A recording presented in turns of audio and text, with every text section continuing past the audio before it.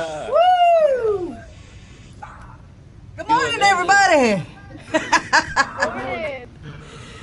Tim has a facilitator that loves music. I could tell she's my age. Right. Robbie said it first. Robbie said it first. Yeah. Hey, Robbie, you started playing. He's like Carl Douglas. I love it. I love it.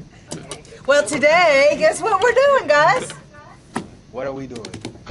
Samurai sectioning. So what is that? What is that? Did we finish the documentary? I tell you what it is. Here it is. Right here. Right here. Do you remember this baby right here? Wing mount.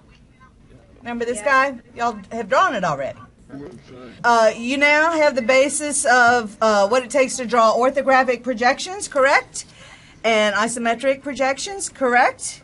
This is probably a way that you'll never be taught again. But I find that this method of doing the Kung Fu, Samurai, Ninja Turtle combination of doing section views is the way y'all will remember this. Okay, so I'm going to go up here on the green field. I have my sword. All right. Them swords go down. You see my sword? Can you see that? I like that. That's a private sword. It's Star Wars all over again. I know. I tried to get a Star Wars lightsaber. Bonsai. But they're green. This is a pirate sword. My ninja swords are back here, but if I take them out, I'll fall apart. So anyway, we're going to use the pirate sword. Okay. Everybody. I know. Okay. See, I told you you'll never forget this lesson. Okay. So here's the wing mount. You see it? Ta-da, ta-da. And I have added these two A's. You see that? When you're doing a section view, it means we're going to chop this part along the lines, that big, thick red line. So there's two things you got to remember. There's a cut line, hence the sword, the cut line. And then there are arrowheads. You see the arrowheads here? I'll point with my sword. Arrow A, arrow A. Now those are key. Those are instructions for you. Hold on. Woo. So the arrows are super, super important. And that cut line, super, super important. All right, so what you do is you take your sword and you cut, whack, like this. But you got to hit the line. I'm doing this. I have to do this backwards. Do you see that? I'm cutting the line. You got it? All right, now the arrows tell you which way to turn the part to look at it. So this says flop it down that way. So I cut it and then I flop it in the direction of the arrows. You see that? Yeah. Cut, flop. It's the cut and flop samurai method. Okay. Cut, and then you turn it or flop it down on its side. Now that, in your brain, you have to be very careful, because like when I did this part yesterday, I actually took it upside down the first time I did it. You have to be super careful, and you think about the cut line. All right, so you cut it, and then you flop it over. And you're going to need your graph paper. There you go. That's the wing mount right there. I want to take my hair down. I'm afraid it's going to stay like this. I won't tell you how far I had to chase the kid for this outfit. And actually, Miss J. Cott, I think Robbie deserves an eraser because he's gotten so many of these correct. He needs the prize. A peak eraser. He might use it today, actually. The reason I want to draw a section through here is to pick up this bottom feature here. You remember on the isometric views, y'all had to actually draw that second view to capture this slotted hole right here. Well, it doesn't go all the way through the part, does it?